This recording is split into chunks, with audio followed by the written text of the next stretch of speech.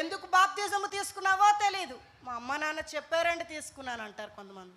లేకపోతే నేను పుట్టుకతోనే క్రైస్తవుని అంటారు కొంతమంది.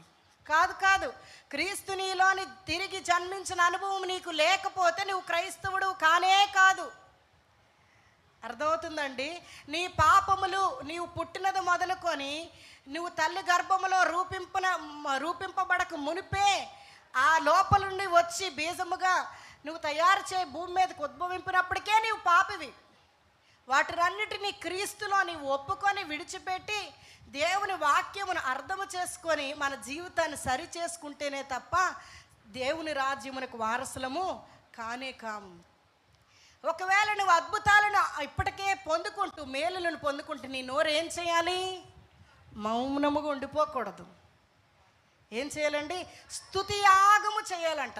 యాగము అని మాటలు ఉంటాయి ఆ కీర్తనలో.